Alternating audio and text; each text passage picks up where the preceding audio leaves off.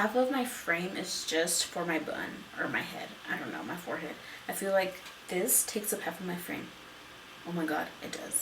Hey guys, welcome back to my channel. Today's look is going to be on this pretty smoky gold eye. I feel like without this glitter liner, it's more of a, I don't want to call it basic, but more of a OG kind of look, if you know what I mean.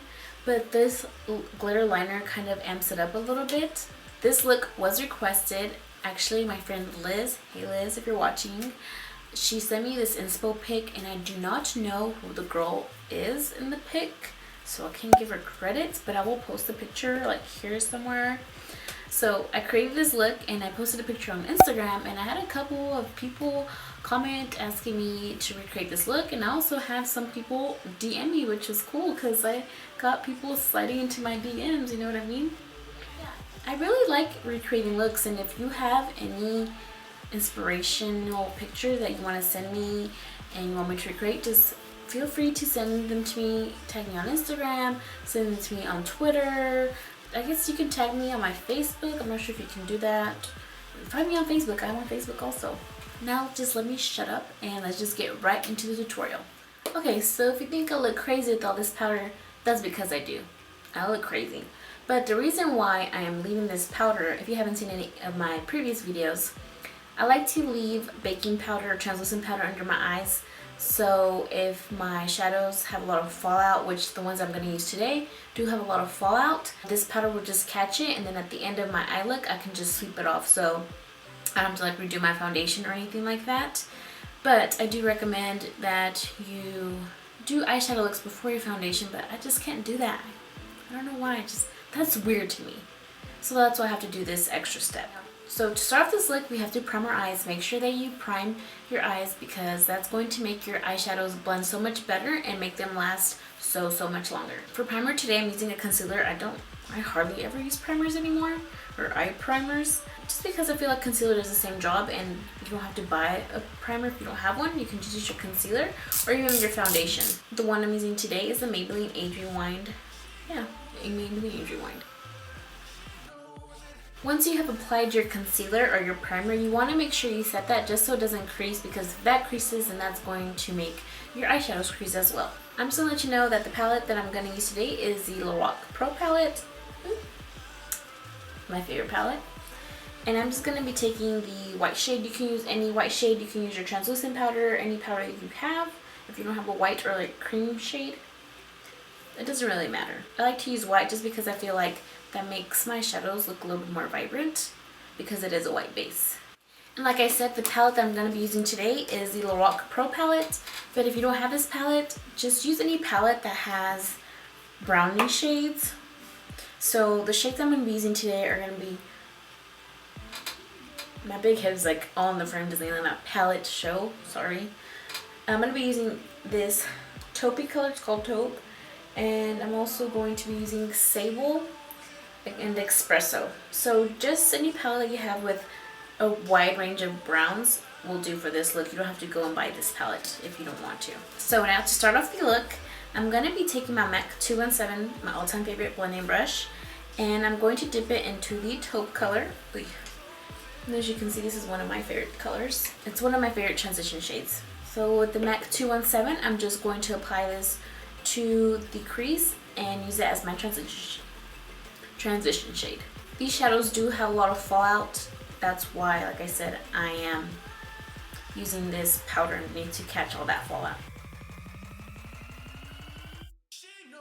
With your transition shade, you want to make sure that you're smoking this out pretty high, not too high, but you do want to make sure that it is blown out pretty high up here.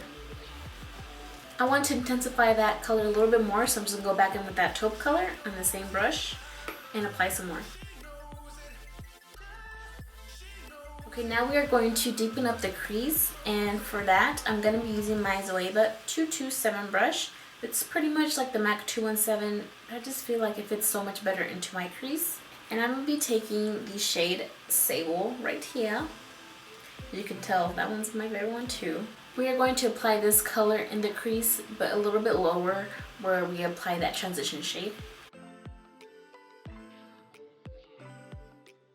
Do you see already how this is looking a little bit deeper and it has a little bit more dimension than on this side? That's what we want since we're doing a smoky eye.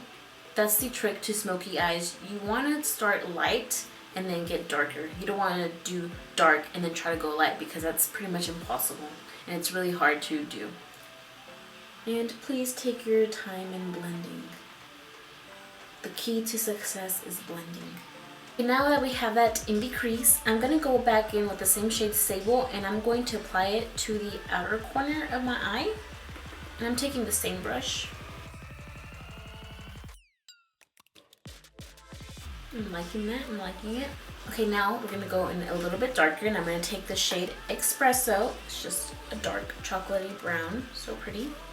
And again with that same brush, but I'm not gonna go as deep as I did with the color Sable. I'm kind of gonna keep it out here in this corner. But first I think I'm actually gonna take Sable and bring that in a little bit more into the center of the lid. Now we're going to go into Espresso with that same brush again. This is why I like doing smoky eyes, because you don't need that many brushes, because the trick is, like I said, is going from a light shade to a darker shade, and if you're doing that, there's really no need to be changing your brush. And I'm also taking it into the crease just a little bit to deepen that up. And please always remember when you're doing any kind of eye look that you're not just concentrating on looking like right here in front of you, but make sure that you turn your head and you're looking at this eye look from different angles, because it might look good here, but when you turn around, you might have missed a spot. So make sure you're looking at all different angles.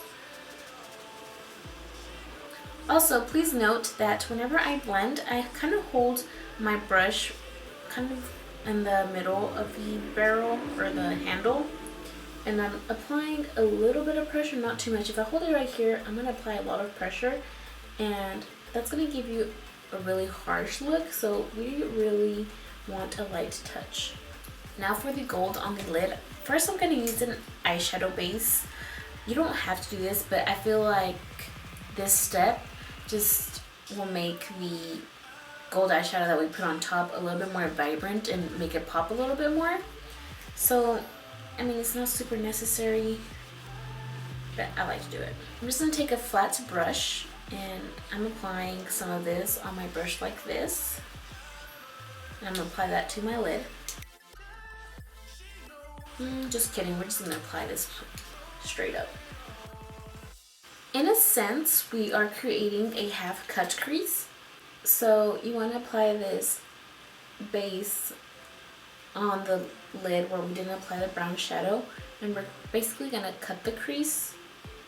So yeah, I guess you could say it's a half cut crease. Alright, now that we have that base, now we're going to get a gold eyeshadow and apply it on top of it. The one that I'm going to use is the one from the Naked 2 palette. And the shadow I'm using is called Half Baked, one of my favorite shadows from this palette. Probably the only shadow I really use and why I keep this palette. I'm taking that same brush and we're just going to apply this on here. Okay, now that we have that gold, as you can see, it looks kind of choppy. So what we're going to do is I'm going to go back in with the shade Sable. It's that lighter brown color besides the espresso. And with that Zoeva 227 Luxe Soft Definer brush, I'm going to blend the gold and the brown together. I'm also going to take this into the crease where the gold meets the transition shades, just so it doesn't look super choppy. Now you could definitely leave the eyelid like this, or you can take it that one extra step and go a little all out. Amp this look and take it that step further. I'm going to be using my Urban Decay Heavy Metal Glitter Liner. Looks like this. And this one's in the shade Midnight Cowboy. Any glitter liner that you have will do that's a similar shade. These are super expensive, kind of expensive. Kind of embarrassed to say that I bought this. I don't know. I don't want to tell you to go buy this just because this shade is so pretty. That's why I like it, just because of the shade. But I know that NYX has some good glitter liners, and a bunch of other brands have glitter liners. So just any good glitter liner that you have will do for this look. Now we're going to apply this in the crease, but not all in the crease. We're just going to apply it right above that gold shadow. You want to apply this where the gold and brown meet. Not above, not below, right where they meet. Now it looks pretty good like that, but I'm just gonna go over it a little bit more to give the glitter a little bit more of a bam in your face. And I'm also kind of taking it into the corner, like so. And that is how you apply glitter liner to half of your lid. Okay, now that we are done with the top eyelid, how do you say that? I don't know. We are going to brush off this powder off. And I'm just using my Sigma Dual Fiber F50 brush. I'm pretty sure this is done baking. It's like overcooked by this point. First, for the waterline, I am going to tightline, no. I'm just gonna apply this black liner into the waterline. This is the Urban Decay 24/7 Velvet Glide On Eye Pencil in Black Velvet.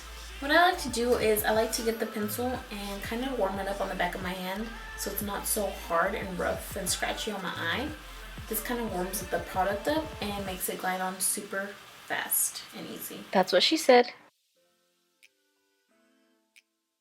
Now that that black is applied to the waterline, I'm going to smoke out the lower lash line. If y'all haven't noticed by now, I love to smoke out my lower lash line. I'm sorry, that's who I am. First, I'm going to start off with the darkest color that we applied, which was the espresso color. And you want to do this because you want to do pretty much the inverse of what you did on the top. So we started off light and went dark, but now we want to start off dark and go light. And with the pencil brush, I'm just going to take that espresso shade.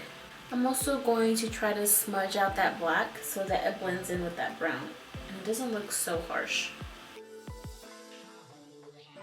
Now, the same brush, I'm going to take the color Sable and I'm applying it right underneath the espresso color. And I'm also going to kind of connect it to the shadow up here. Now, last but not least, my favorite, taupe. So, just to recap, I applied the espresso, then in with Sable, and now I'm going in with taupe. Now for that inner corner highlight, I'm just going to be taking light bronze from the L'Oreal Pro palette.